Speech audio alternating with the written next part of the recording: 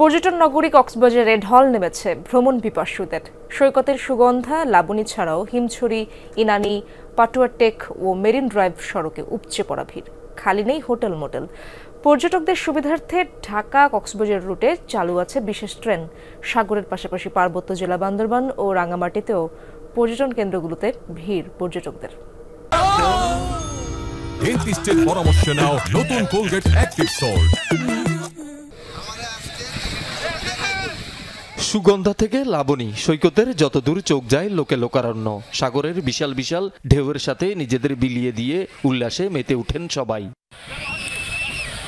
কেউ এসেছেন পরিবার পরিজন নিয়ে, কেউ বা আবার বন্ধু বান্ধবকে সঙ্গে নিয়ে। ওয়াটার ও বিচ বাইক ছাড়াও বালিয়াড়িতে খেলায় মেতেছেন ছোট বড় সবাই। আমি এতে তিনবার, আমার ওয়াইফ আসছে এবার প্রথম, বাচ্চা নিয়ে আসছি, খুবই খুশি।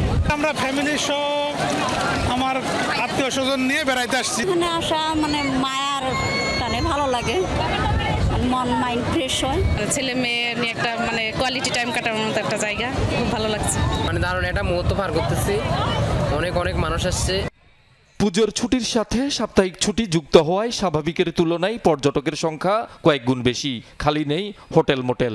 সৈকতের পাশাপাশি হিমছড়ি, ইনানি, পাটুয়ার টেক ও মেরিন ড্রাইভ সড়কও পর্যটকদের অন্যতম আকর্ষণ। পর্যটকদের নিরাপত্তায় কাজ করছে জেলা প্রশাসন, ট্যুরিস্ট পুলিশ ও সি সেফ লাইফগার্ডের সদস্যরা।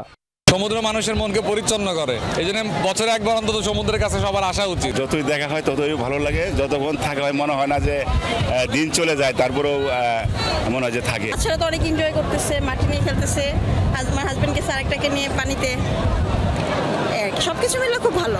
বোন আশেপাশে ঘোরাঘুরি করছে, এখন বিকালে যাবো হিমছড়িতে। সাগরের পাশাপাশি পর্যটকদের উপচে পড়া ভিড় দেখা গেছে রাঙামাটির বিভিন্ন পর্যটন কেন্দ্রে। তবে পানিতে ডুবে থাকায় ঝুলন্ত ব্রিজে উঠতে না পারার আক্ষেপ ছিল অনেক পর্যটকের। এখানে ঝর্ণা দেখলাম, পাহাড় দেখলাম, বৌদ্ধ মন্দির দেখলাম, আজকে ঝুলন্ত ব্রিজ দেখলাম। এখানে এসে আসলে দারুণ লেগেছে, মানে প্রকৃতির মাঝে মনে হয় যে মিশে গিয়েছি।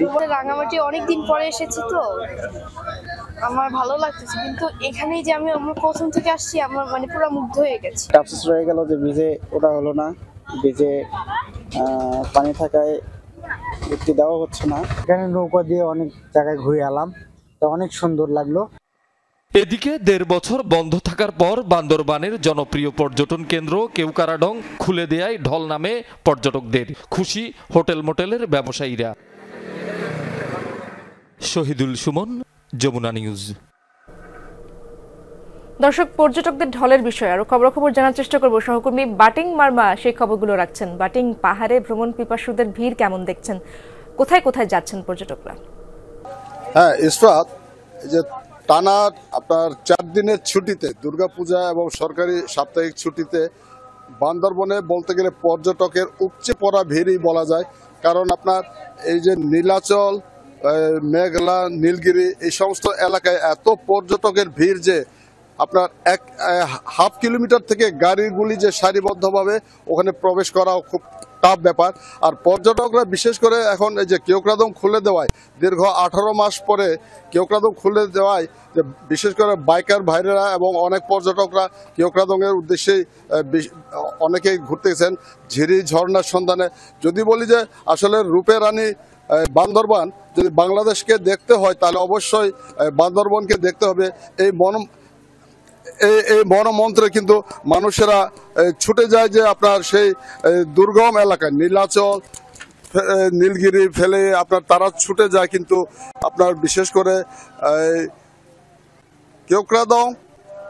কেওক্রাদং, বগালেক, তারপরে চলে যায় তমাতঙ্গি এবং রাজা পাথরের দিকে।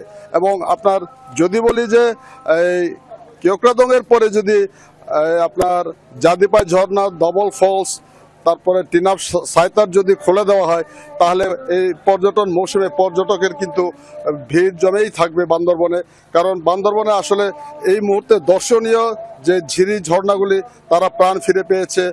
এবং বান্দরবনকে যদি বলি যে প্রকৃতি কিন্তু বান্দরবনকে এমনভাবে সাজিয়ে রাখছে, এই রোদ, এই মেঘ, এই বৃষ্টি, আপনার এই যে আপনার মেঘের যে একটা খেলা বান্দরবনের যে পাহাড়গুলিতে, পাহাড়ের প্রতিটি ভাঁজে সেই মেঘের ভেলা দেখতে কিন্তু পর্যটকরা ছুটে আসে সেই বান্দরবনে। এবং ঝিরি ঝর্ণার কথা যদি বলি যে